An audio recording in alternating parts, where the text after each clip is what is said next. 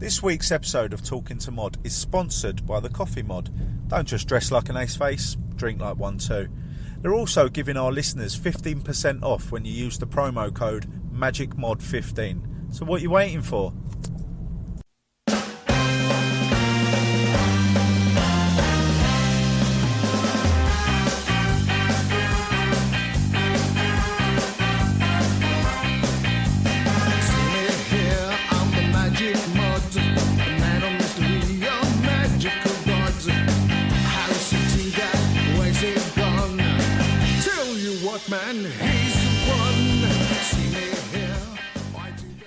How are we doing, everyone, and welcome to episode 25 of Talking to Mod.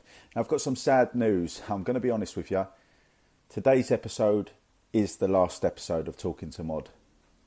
Well, for this year anyway. We're going to start afresh in January. And I just want to say thank you, everyone who streamed it, watched it on YouTube, everything, been there for the lives on Instagram. Really does mean a lot. So thank you so much. And I'm going to reward you in the new year with some fantastic guests, believe me. So anyway, let's get on with today. Today's guest is the legend from Shed 7, Rick Witter.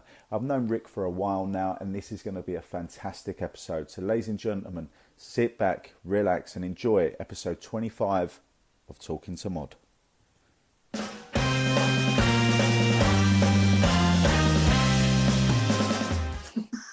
How are you, mate? All good? I'm all right, thank you. I'm here. Listen, that's all that matters. As if by magic, mate. How are you doing? You all right? I'm very well, thank you. It's been a while. I think the last time we saw each other was at Brixton after your show. You did a bit of DJing after, wasn't it? Is that right? Yeah, that's very true. So when would that have been? That would have been 2021, was it?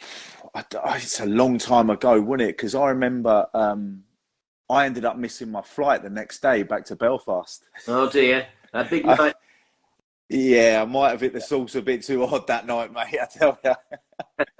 It's all fun and games at the time. Yeah, well, you're off that now, aren't you? Yes, I am, mate. Yeah, about 18 months. Yeah. Congratulations. That's a real good thing, that. I appreciate that, mate. It just got to the point where, I mean, you know yourself in this industry, it can be brutal if you let it take you. And I was sort of in that bit where it was just getting a bit too much. So I decided, listen, it's either my career goes downhill or I have the best party of my lifetime. And I thought, no, this ain't it. I'm stopping it. And at the moment, it's worked wonders. Yeah, well, following you on Twitter, I see that you put the amount of days that you've been off it on there and you know, proud of it. And it's great. It's great to see. Especially if you've just had a kid as well, you know, that helps. Yeah, 100%, mate. I mean, listen, I used to have sleepless nights back in the past when I was partying, but now it's different sleepless nights trying to get him to sleep. But you're looking well, man. You're looking really well. Well, thank you very much. Yeah, I'm full of cold, to be honest with you. But yeah, we've been very, very busy. And I think being busy keeps you young, I think, you know. I mean, as soon as you kind of sit down and you've got months to do nothing, you do kind of seize up a little bit. So I'm really kind of pleased at the minute that we're kind of back and we're getting some good love. It's great. No, yeah, much deserved it, mate. As I said, that gig, I've seen you many a times, but there was something about that Brixton one. Maybe the venue, it's just such an iconic venue. Such a shame that it's what's happened to it has happened. You know what I mean? But yeah, that gig was phenomenal. Absolutely loved it. Always very drafty backstage, though, Ben. Always.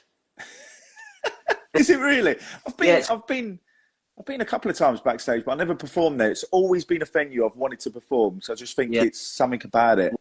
Well, we'll have to put that right, won't we, at some point? And I believe we might, if it's still there. I don't know exactly what's happening with it right now. I mean, obviously, it's a little bit bad, but we are, right now, this minute, working out a big tour for the end of next year, and that's one of the possibilities. So if it is, we'll have to get you up, won't we?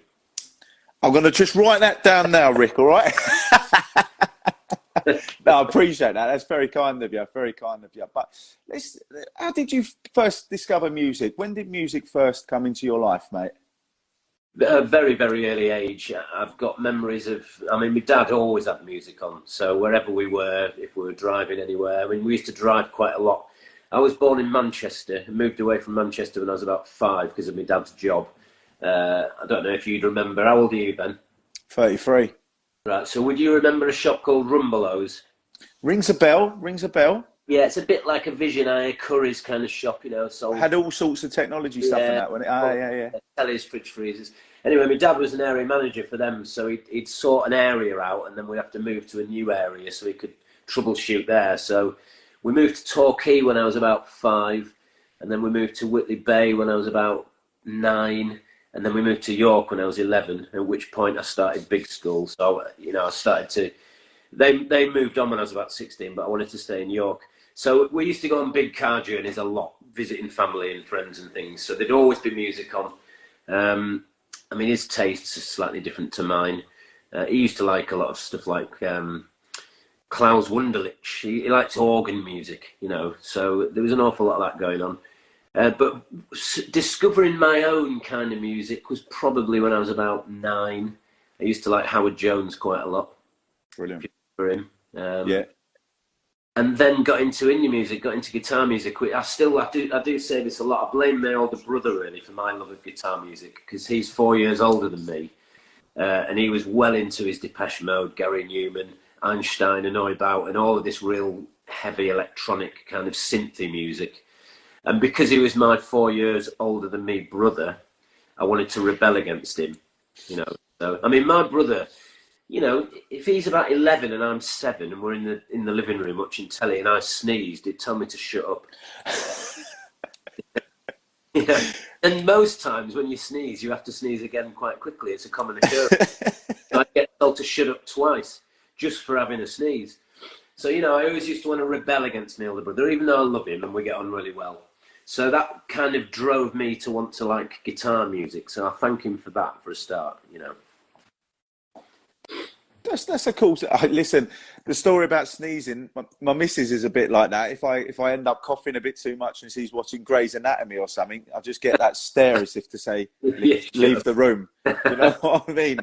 But I mean, obviously, similar to you, music played a part of me, like with my mum and dad, listening to all sorts, right? And but what would you say was your first ever album you went out and bought yourself? Well, I remember the first single I bought was Under the Moon of Love by Shawaddy Waddy. Oh, classic. And then I also remember getting Pipes of Peace by, was that Paul McCartney or was it Wings? Was he solo at that point? Was it Wings? Was it Wings? So I remember that. I used to love that. I used to put that on all the time. So yeah, you just kind of, you get introduced to things, mate. I mean, I'm not so much of a radio person these days. There's so many different stations. But back in the day, you know, you'd listen to a particular station and that's where you got your knowledge from, really, until you started getting a bit older and hanging around record shops.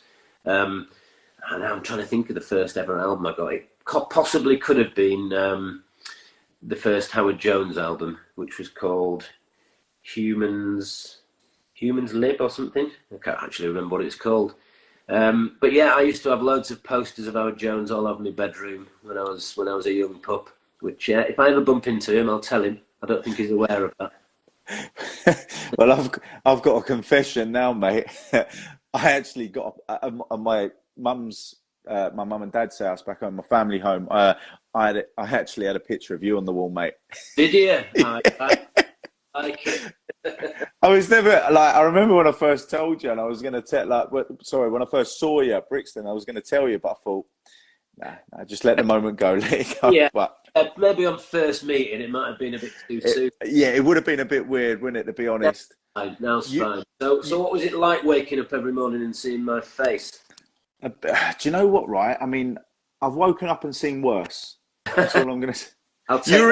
You were in good company though, very good company. I had a lot of The Who, Paul Weller, Big Jam poster, and then I had yourself, and then it was more like a Britpop thing with Oasis, and then your Stone Roses and a bit of Suede, bit of everything. Like classic. Oh mate, my bedroom was like I don't know, it's like just typical lad's room who loves music, man. Yeah. And like whenever you've probably just described so many 90s bedrooms just in that one statement, haven't you? Probably, mate. Oh, yeah, 100%, man. But of course, you being so clever with your magic, at any point, if you didn't want any of those posters on your wall, they would have just vanished, wouldn't they? Very quickly. very quickly. I've been lucky that I haven't really fallen out or not like had a disliking to anyone. No one's really gone for a different way or a phase where I thought I might have to rip that off the wall now. So they've done all right to stay there. And here's the thing, right? My mum, my bedroom at my mum's is still the same as it was. It's still got the posters. Wow, I like it. That's yeah. She's very like, because it was my room. She doesn't like to touch anything. Oh, really? It's still pretty much the same, Really? man. Yeah, honestly. As soon as she turfed you out, it wasn't a spare bedroom. No, nothing like that. It's stayed the same, which is brilliant. When I go back, it's always like, it sounds weird, Rick, right? But when I go back, it is like going back in time. Yeah, well, like I remember when I took my little boy back home to my family home, and of course he wasn't even one yet. But I remember he was just looking around at all these posters, and I thought, listen, mate, when you grow up, you don't know it yet, but you're going to have the best knowledge of music. I'm telling you. Yeah, too right. Yeah. Do you know what he actually went to a gig, right? And his first gig was the Happy Mondays. Wow. I did a Q&A with Alan McGee at Alexandra Palace. That was it. I think it was called, I can't think what this festival was, but it was insane, honestly. And I didn't really know if he would like it, but as soon as the Mondays were on in the background, like he was looking and that, and it was brilliant, man, because we were just about to leave. And as we left, Bez, Rowetta, Sean, they were all coming in, and Bez come over because I met him a few times. As you do on this journey, people know everyone. Do you know what I mean? So it was good to catch up with him. And my little boy was just looking at his maracas. So Bez gave it to Lonnie for him to hold gave it to hold the maracas, and then obviously took them back when he went on stage. But he was just so like fixated by looking at Bez, just watching him dance about and that. And it's I love sharing that moment with my boy. And how old was he when that happened? Do you know what? Right, he weren't even one. I think he'd be about probably 8 or 9 months, mate. But he was very. Well, he's obviously a really brave young lad, because I see Bez even now, and I shit myself. Listen, and do you know what? It was an early gig. I'm going to say that he was well behaved, although he did come off the tour bus or off the bus before he went on stage with this big bottle of like Patronum or whatever it is, some big bottle. And I thought, oh God, here we go. Yeah, but no, he is great as Bez. I'll always remember we played a festival. I think it was Stockton or somewhere northeast, and they were headlining. We were on just before them, so we did our set, and then they went on and did theirs. Bez was on stage for the first 2 songs, doing what Bez does, and we're kind of back of the stage watching. And then Bez came over to us after the second song and spent about 3 songs talking to us. And we're thinking, Bez, shouldn't you be out there? Shouldn't you be out there doing what you do? And I know I'm getting a bit old now, so I have to come off after a couple of songs and just relax a little bit. But all the time he was there talking to us, he was doing what he should have been doing out the front. So there was no relaxing going on. Got back out there and do it in front of everyone else. He is different class though, isn't he? He's such a lovely bloke. He really is a lovely man, yeah. This is while we're talking on music, and I mean, of course, we're going to be talking about music, but I saw. Do you remember Bad Manners, Buster Bloodvessel? Mm. So he was the first ever gig I ever went to when I was about 15, and I recently saw him in Belfast, and I don't know. I mean, you'll probably see it when you see someone you really like, right? And then you see them now, and you just. Like, I was a bit sad because he couldn't move around the way he did. Like the last song he did was the Can Can, and he lifted his leg up, and then you just saw the pain in his face, and I was just like, but I mean, he only did an hour because he actually said, "Look, I can't physically do any more." And it was just so sad to see, man. Yeah, that is sad. But then on the other hand, fair play to him for making the effort. Oh, 100%. It's a difficult thing that. I mean, I'm 50. I've just turned 51. And, I think we're pretty much in the prime now of what we do. I think in our 20s, we were still learning a lot. And we were probably too cool for school through the 90s, where we wanted everything to be perfect. And, I think we've grown up a lot. And now we just appreciate everything that's happening. And as long as it's happening well, then it's just a great memory all of a sudden. So we never ever take anything for granted anymore, and I think that shines through. The tours we do now are just probably the best tours we've ever done. to say that we are getting on a bit, so to speak. You know, I've still got the hips, you know, and they don't lie. I tell you. Brilliant, man. Listen, you don't lose it, mate. You're born with it, eh? You keep doing what you got to do, man. Well, this is it, because, you know, I remember in lockdown, Mick Jagger, who's now 80, I think maybe 2 or 3 years ago, he'd had this heart operation in lockdown, and he'd posted this video about 5 days after having this heart operation. And he was in a dance studio, and he was doing all of his Mick Jaggerisms. So he must have been about 77 at this point, about 3 years ago.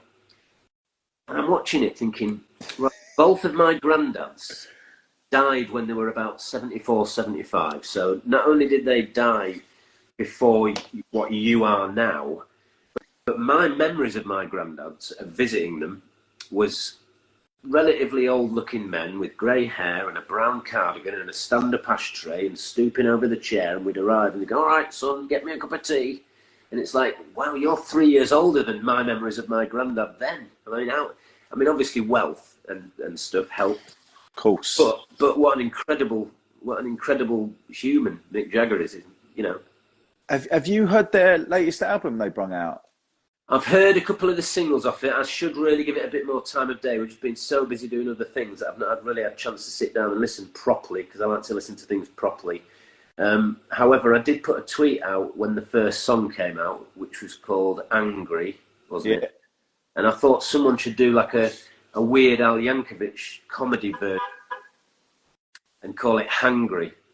And the video could be somebody who's getting really cross at Mick Jagger because they're really hungry.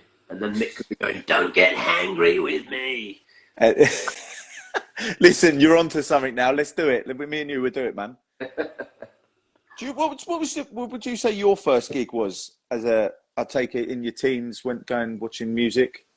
The first gig I went to see? Yes. Well, I went to a few kind of pubs around York to watch local acts, but the first proper band, this is a bit of a claim to fame, the first proper band I went to see involved a coach trip to London from York, which took about 5 hours just to get there. But I went to see the Stone Roses at Alexandra Palace in 19, which was the big gig they did after Spike Island, because I'd just missed out on Spike Island.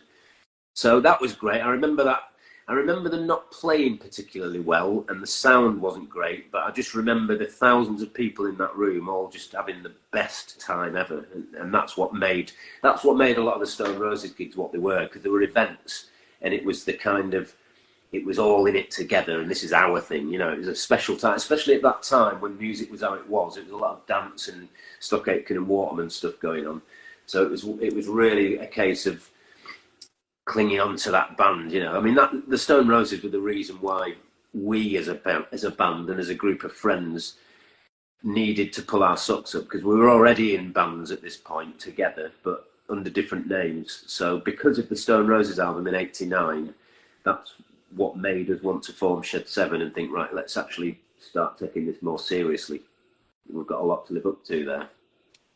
I mean, that brings me on nicely, because I was going to ask, obviously, heroes play a big part in your childhood growing up. I mean, for me, obviously, it's your obvious Tommy Cooper, Paul Daniels, Paul Weller, believe it or not. I mean, everyone knows that. But, I mean, for yourself, mentioning the Stone Roses, it's clear to see they played a massive part in your career.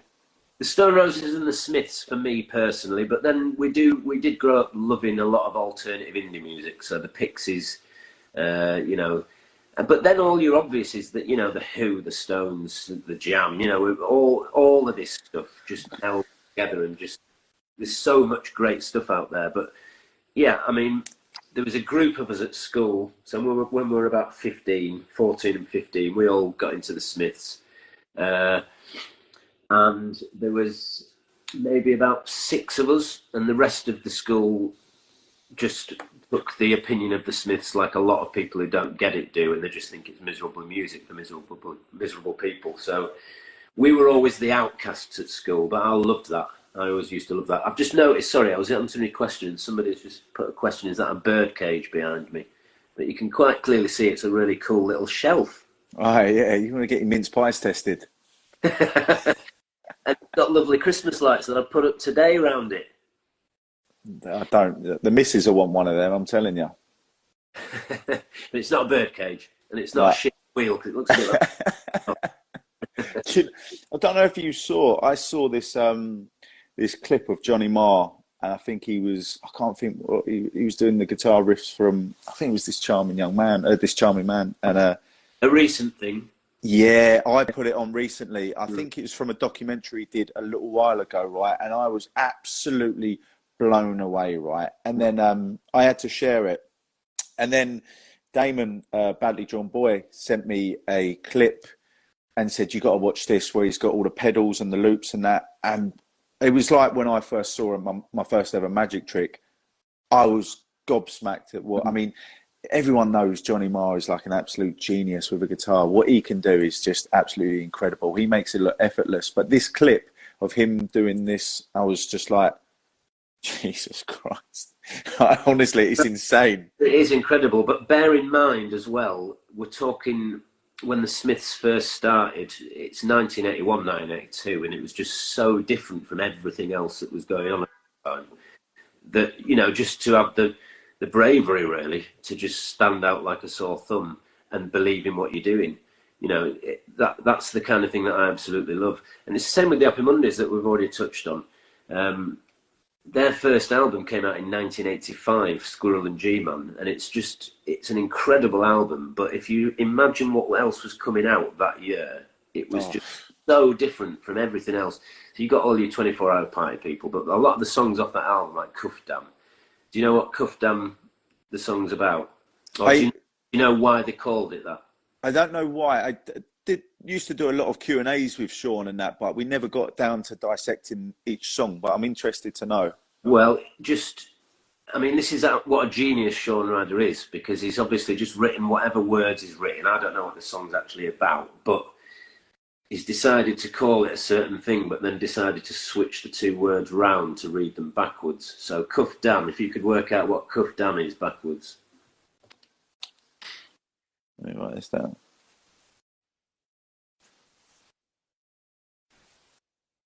Ah, okay.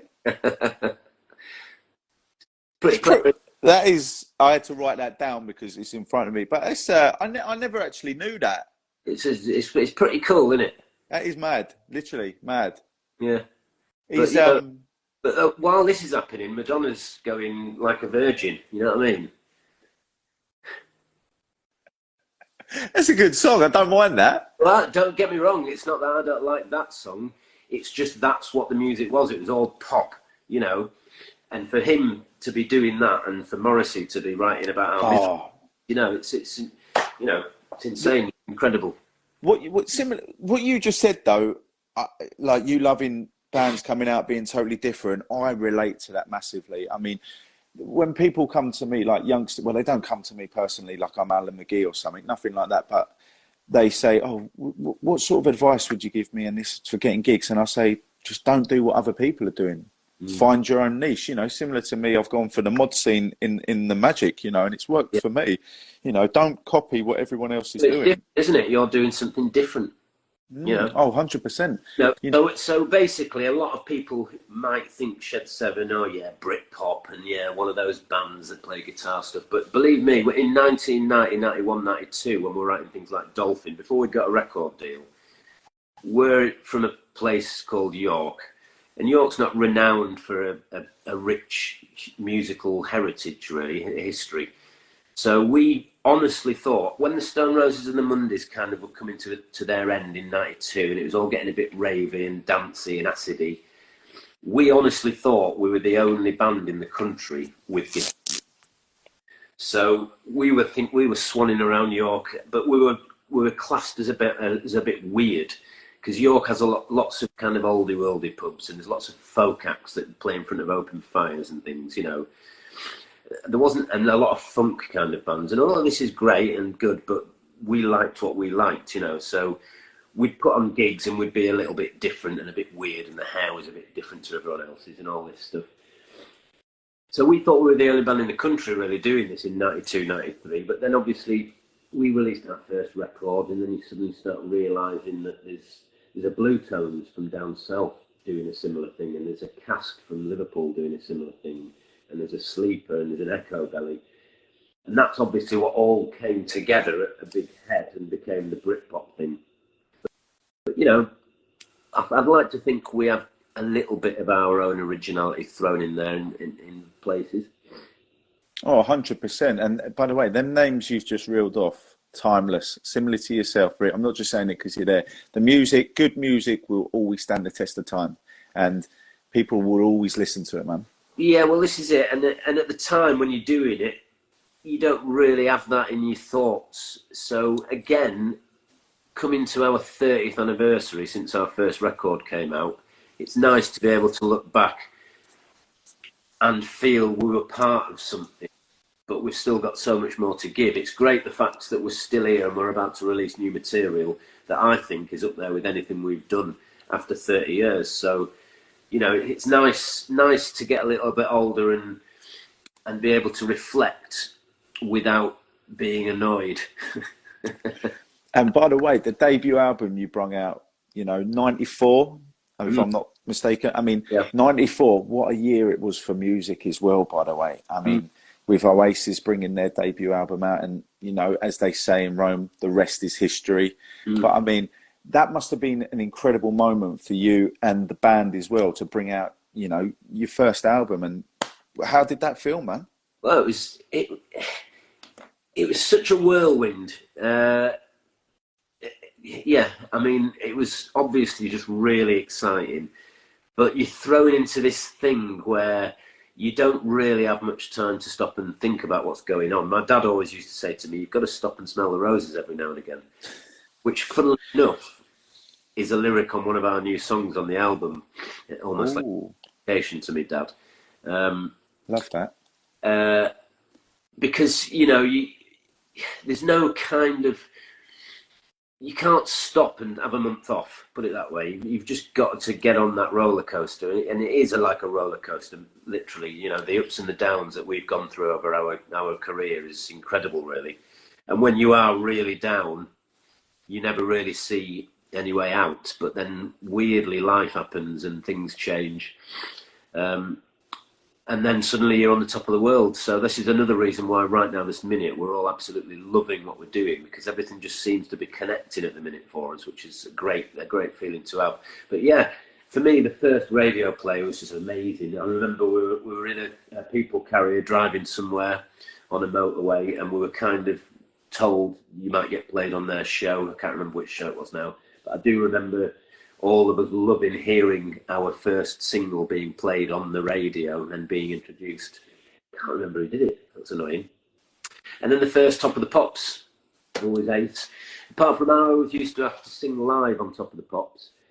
The producer was a bit rock and roll. So, you know, there were certain bands where he'd say, look, the band can mime, but I want the vocals to be sung properly. And I never had a problem with that, because that's what I do. The only problem I had with it was, and we did Top of the Pops about 10 times, the only problem I had was the fact that because the rest of the band could just mime, they were in the bar from 9 a.m. just getting hammered. You didn't actually do the performance side of it about 7 at night. So they were all quite happy because, you know, you just do that and pretend. Whereas I had to hold it back. That's right. So if anyone's interested to go on YouTube or wherever and watch some of our old performances on Top of the Pops, I think they can be seen somewhere.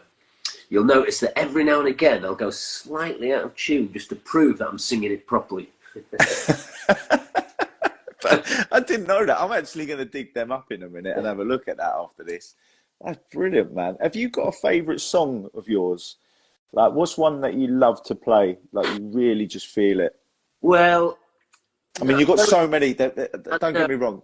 Timeless. It's difficult to pick one song, you know, because they're all my babies, so it's difficult, really. But, you know, there's certain songs that we couldn't not play live. So Chasing Rainbows, without a doubt. I mean, we wouldn't get out of the building if we didn't play at the end of the game. And that is always a big moment. We always play it last. We always extend the outro, and we drop out and let the crowd play it. So if you're playing in front of 4,000 people and you just stood watching 4,000 people singing it, looking like they're having the best time in their life, I mean, that, and we're lucky enough to get that moment. If we go on tour and do 26 dates, you're getting that moment 26 times in a month, you know, and it's just such an amazing feeling and difficult to come down off, you know. Oof. And, you know, there's times where we'll come off stage and we'll be in the dressing room, and 10 minutes later you can still hear people outside the venue stood there singing it. And it's like, wow, you know, this is just some words I wrote when I wasn't very happy and all, which makes it even more poignant. But yeah, there's that. I mean, but I always like the new stuff. I like it when we've written new things, and I also like it when nobody's heard what we've just done. So I'm in my prime at the minute because, yes, we have released about 4 or 5 new songs off this new album that's coming out. But I'm excited for people to hear the rest of the album that nobody's heard yet, and it's a good buzz because I'm excited for that reason. But it's also we can kind of sit and chill for a while, because as soon as we release it, it's everybody's, and then we'll suddenly start being asked when's the next one coming out, and then the work starts all over again. Sorry, I keep getting waylaid here because somebody's just said somebody needs to put some trill in that birdcage. It's becoming a thing, this, Ben. Listen, birdcage. You're going to have to start selling them on the merch table now. Or get a T-shirt with them on it. That is a great idea. Shed 7 bird cages. Now, that's probably never been done before, has it? All I'm going to say is, can I have 60%? Well, we'll have to talk. We'll talk. I don't really see many handkerchiefs sold on merch stalls, do you, either? No. Where did I see? I saw one once somewhere, and I saw it on a website, and when they come here, they didn't have it. And it was the reason I wanted it is to do a trick with, because obviously handkerchiefs, brilliant. I can't think who it was. I want to say someone like the Specials or something. They had a Scar one, but I'm not sure. But no, it is something that you don't really see. I'm thinking of doing that because we recently released a song called Starlings, and lots of people say that it brings them to tears. So it made me think, well, why don't we sell handkerchiefs on the bill? We could have, you know, when your granddads used to, or when you were a young kid, you'd be given a handkerchief and it'd have your initials on it. Yeah. We could have an S and a 7 and then just have a little starling flying off, couldn't we? Hey, you've got it all sussed out. As you keep saying, you're in your prime, and these ideas just keep coming out, mate. I'm loving it. Well, I am full of cold as well. I could do with one right now with RW. Get me RW handkerchiefs out, yeah. There you go. Use it, sign it, sell it for double. Boom. There you go, my DNA all over it. Have you got a favourite venue? Listen, I know I'm not going to keep you for too much longer. We're going to wrap it up in a bit because I don't like seeing you with your cold, man. And there's nothing worse than chatting to someone when you've got a cold. I'm enjoying this chat. Don't you worry about that. Oh, I appreciate that, man. Well, we'll stay for another 3 hours then. Have you got a venue that you just love going back to? Right. So again, I'm asked that quite a lot. And yes, there is venues that are just amazing. But I always look at it more like how fortunate and we are as a band, and how amazing our fan base is and the people who come to see us, because we can play. I'll just randomly pluck a city out of the sky here, so I'm not picking on them, but we could play Blackburn on a rainy Monday night, and in that room for 2 hours, it's just the best party ever. It doesn't matter. We could play in London on a Saturday and it's the same. So we are very lucky. But yes, I mean, Glasgow Barrowlands, you just can't go wrong at the Glasgow Barrowlands. I was going to say to you, no word of a lie, I was going to say to you, before I said that, I was going to say, right, I'm going to write a name down of a venue. And the first one I was going to put was Barrowlands, right? And the reason is, everyone I've had on here has all said the Barrowlands, right? And a lot of people have asked me or spoke to me about the Barrowlands and said, oh, have you ever been there? I've never been there, right? Until February the 4th this year, I played it with the Brian Jonestown Massacre, right? Mate, I was like that. Oh my God, like, there's something about that venue, and I don't know what it is, but it's absolutely magical. Yeah, it really is. I mean, it's got a lot of history about it. Got a spring-loaded dance floor, which helps, I think. But yeah, it's just an incredible, it's magic. You know, it really is. We've played that venue probably into double figures. But I do remember a while ago, they've got all of those stars on the ceiling. I think I know what you're going to say. Well, I was told by somebody who was working there, I can't, this, I'm probably talking about 12 years ago here, that they gave David Bowie one of these stars. So I said, well, if you've given David Bowie one, can I have one? And he got one down off the roof for me. So you got one? I've got one of them stars, yeah. Oh, and see, I never knew that because the bloke told me as well. Like we were talking, and this bloke was. I wish I remembered his name, but I can't. But he actually had the tattoo on his arm saying Barrowlands. I said, "Wow." He went, "Mate, this is our life. This is a way of life. Yeah. Like the mod culture. He's like the Barrowlands is a way of life, right?" Yeah. And he was telling me, he said, "Right, can you see up there? There's a star missing." I'm like, yeah. He's like David Bowie, and I was like, what? Like that, right? And then I was telling all the boys, and there's a couple right high up in the dressing room, and I was thinking, should I take one down? But like, I bet I didn't have the heart. But I mean, I didn't realise. So you've got one as well. I've got one too, yeah. I mean, that's got to be just you and David Bowie then, surely. Well, I'm sure others have probably been in there and done what you didn't want to do. I'm sure. I definitely didn't. That's all I'm saying. I'm not saying you did, but I'm sure other bands have. Yeah. I do feel like I'm in some type of select club. However, we did play it in October this year, but we played it a couple of years ago, and we were inducted into their Hall of Fame, which is nice. Oh, mate. I mean, if you got 1 second, then I'll go and show you my trophy. Yes. Go on, there. Rick. Just admire the birdcage. I admire the birdcage. There's a couple of plant pots on there, but I see why someone said it's a birdcage. Oh, this is going to be mega.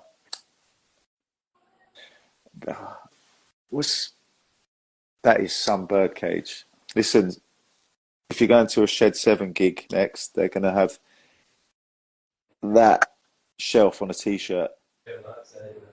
Here we go. Right. Here we go. Sorry. So there's me. Don't be sorry. Start. Oh, mate. Brilliant. So there's just hundreds and hundreds of these on the ceiling, isn't there? Yes. And that alone just makes it so if you're on the stage, well, wherever you are in the venue, but on the stage as well, if you just look up, it's magical. Hundreds of these in different colours. There's such something about it, I mean, it's just that, but it's part of history, isn't it? Not off, mate. There's that, and then we were presented with this, which is nice. Oh, get on that. So it's the Barrowlands Hall of Fame 2021 Shed 7. Which is nice, isn't it? Mate, that is class. Stick it up on the birdcage. That is absolutely class. But I mean, wow. I mean, when I went there, everyone from the staff to the security were just like the nicest people I've ever had the pleasure of being at a venue with. I mean, similar to you, you've been to hundreds, thousands more venues than I have, but I've been so lucky to have played in the venues I have with my act, and it makes it so you feel more at home and relaxed when everyone around you who works at that venue just makes you feel at home, really. And the Barrowlands, for me, it's really important to treat people how you want to be treated yourself, I think, as well. So for me, I always find it, you see security guards who their job for the afternoon and into the evening and the night is to stand at the end of a corridor, just obviously stopping people trying to get back. So I'll always make the time and the effort to say, do you want a cup of tea? Do you want a bottle of water or something? Because they just stood there all night, just saying, no. Have you got a pass? You got a pass? No. You got a pass? So, they have a cup of tea while they're saying that, can't they? Oh, 100%. There was actually that one of the security guys at the Barrowlands was, I wish I could remember his name, but he was actually in the circus, right? He was actually a clown, right? So every time I saw him, I went, oh God, here's this clown, mucking about, right? But he was telling me how his dad was like something to do with, I think it was Sippos or something. And he was like one of the first clowns with Sippos circuit. Mate, it was incredible. I felt like I learned something, right? But every time I got my props, he went, oh, you're going to do that trick, are you, with the milk jug and all that? Yeah, classic and all that. And I'm thinking, I ain't even told him what I'm going to do yet, but he's eyeing up my props going, right. That'll go down well, mate. Oh, you got a couple of decks of cards there? Yeah, brilliant, mate. Do you need a Sharpie? No. Like, so, but if you do, I'll be on the side of the stage. Just give me a call. Do you need anyone to help you out on the stage? I was like, you'll be all right, mate. You just stay there. Do you know what I mean? Lovely bloke, but he really wanted to get part of it. So is he from London as well? No, I can't do a Glasgow accent, to be fair. It's like, I don't, listen, my accents are atrocious. I'm trying to do a Belfast one for living over here. And like every time, who was I speaking to the other day? And they went, do you notice they're using a few like words that they use over there? And I don't mean it. Like they use wee a lot, as in, oh, do you want a wee cup of tea? Or look at the wee man and that. And yeah. I was on the phone to my dad and he's like, whoa, hang on, listen. Don't forget where you're from, son, all right? Don't go using that lingo around me. So I went to Belfast late last year. It's been a while since we've been, and I absolutely loved it. Such lovely people. We went to a couple of bars and restaurants. I went there with my family. Well, I went there to film Mastermind. That's what I went there for. Oh. Because they do that at the BBC studios in Belfast. They do, yes. And then we thought we'd make a long weekend out of it, and we had such an amazing time over there. Went to the Titanic Museum and all that. That was it. Brilliant, man. Did you do a black cab tour? No. Right. I've maybe got a black cab just normally, but I didn't have a tour in it. Well, too many tours. I don't want to go on a tour in a black cab. What's that all about? So the black cab tours, they're like world famous over here. So they do, obviously you get in a black cab and it takes you all round the roads. And I mean, in Belfast, it's still, you know, diverted by two different religions, as you know, we all know, not to go too much into it. And then, so basically these cab tours go all the way around and tell you everything about the Troubles. You know, you go past the Peace Wall, you go past it's amazing. And and my partner's dad, he does them. And I remember when I first come over here, he took me on the tour, and there's Cromlin Road Jail, or Gallows they called it, about 5 minutes away from here. We went in there, and do you know what? The tour was amazing. You go in all the jails and that, and then there's this bit where you go in this one room, and there's a table and a chair, and then you move the door and you go through to this bit where there's just a bed and there's a bookcase, and then they move the bookcase and there's just a rope, the gallows, right? So that would be where you would go through. And I think, if my memory serves me right, the last person they executed there was something like 1973 or 1972, which, if you think about it, that ain't that long ago that they did something like that. Do you know what I mean? Yeah. But I mean, the history here is. Well, listen, that sounds right up my street. That, so next time I'm over, I'll definitely have to go and do that. Listen, hook me, drop me a message, and I'll sort it out for you. Trust me, because it's we literally, like, always, every time you want to get a cab or something, you put your hand out. It's like, no, I'm doing a tour. They're flat out over here with the tours, and it's they're really good tours as well. Really good, man. Well, definitely be up for that next time. So, so you actually live there full time, do you? Yes, at the moment. I mean, like, most of my shows are still back over in England, but I've commute all the time. But I mean, I've been quite lucky. I've fallen in with a comedian over here called Kieran Bartlett, and he does a podcast called No Blasters, right? And I'm one of them people. I wouldn't say a chancer, but I like to. I mean, I have no manager. I thought I'd try my luck here, and I messaged him and said, I see you like magic. Like, I listen to your podcast a lot. I think I might be a good guest. And I didn't hear much. And then I did a stand-up comedy gig at the Empire here, which is a lovely venue, beautiful venue. And I did my first stand-up show, and word got back to him that I did a very good job. So I went on his podcast, and the podcast actually come out today, did it 3 weeks ago. And he was blown away by it, so much so that he asked if I wanted to support him at the SSE Arena in Belfast. And I did that last Friday. And like you said a minute ago about coming off the stage, and, you know, when you hear the people like singing the song back 10 minutes after, I walked off that stage and I was like, that was incredible. No drug I've ever taken has come back to like that. That's the most amazing. Like that's the biggest venue in Northern Ireland. Do you know what I mean? That holds, oh, God knows how many thousand. And for a magician to stand on there, yeah. mate, Well, I mean, it's very difficult to come down off things like that, though, isn't it? definitely. Luckily, there was a set of stairs at the back, though. No, but 100%, Rick. Like the same, similar to you. Like I could never experience. I mean, I was in a tribute band once actually, and we lasted one gig. We were actually an Oasis tribute band, right? And then COVID hit. Right. But that's another story. But I've never experienced. You know, I can't even imagine how it feels standing on that stage, taking it all in while everyone's singing. You know, like Going for Gold or something like that. That must be. Well, I mean, you've summed it up already, but I mean, I am more interested in who you played in Oasis. Tony McCarroll. No.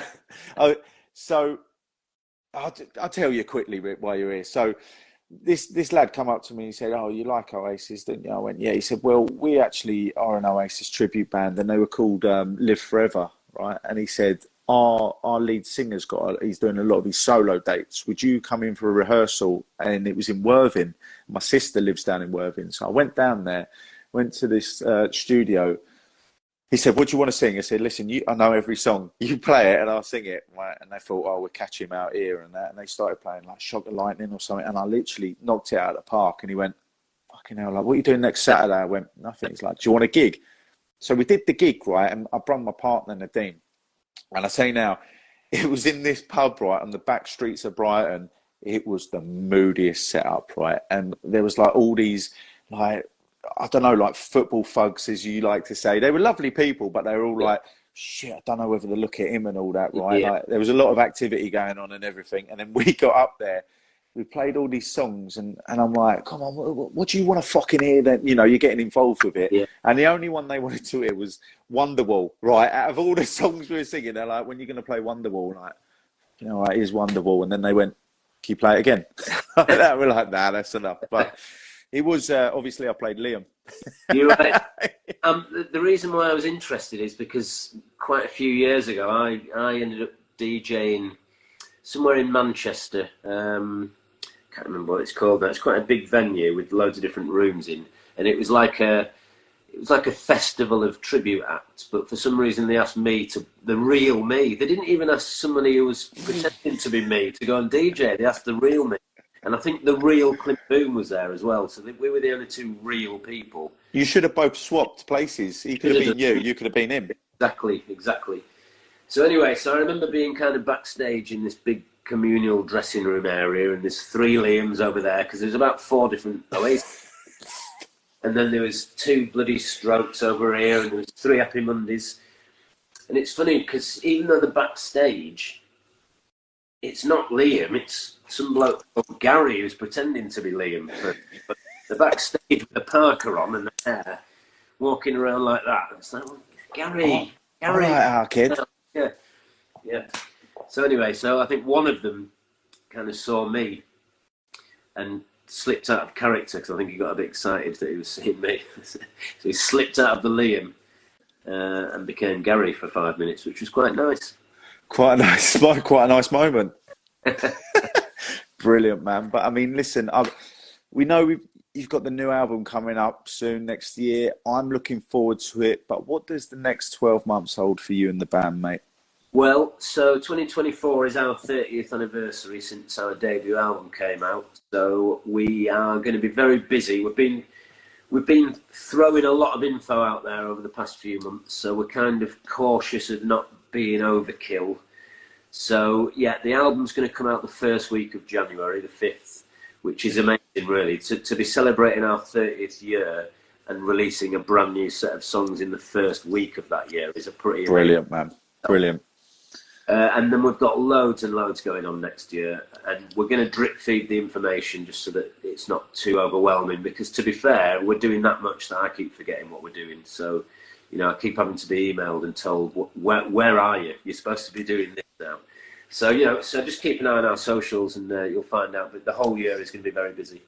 Well, listen, I'm looking forward to seeing what the future holds for you, mate, because I as I can, I'm really looking forward to hearing the new album. As you said, leaked a few, released some of the new songs from it, and I'm loving what I'm hearing, and I can't wait to see it being played live, mate. And I won't forget, if you ever do play Brixton Academy, I'm your man, mate. All right? Okay, mate. Yeah, deal. Well, thank you, Ben. Have a day on. Thank you for joining me, Rick, and I hope you get better soon, mate. But thank you. Don't find a hanky. Listen, imagine if I just pulled one out like that. That's what I should have done. Could have set this right up, couldn't we? But listen, enjoy the rest of your evening. Have a fantastic rest of your week. And thank you so much for joining me, mate. Thank you, Ben. Thanks for having me on, mate. Good man. Look after yourself. See you soon, Rick. See you in a bit. Bye. Bye, mate. Bye-bye. And there we go. What a fantastic episode that is. I told you. Now, once again, thank you everyone who's listened and been with us from the very beginning. All that's left for me to say is have a fantastic Christmas and an even better New Year. And I will see you on the other side. Thank you for your support. A man of illusion, a magic god, the one the mud. I'm the magic mud. We say I'm hand the magic god. See my hands vibrating the sand. Everything's work, a silver man. Will flick of the wrist and it's gone.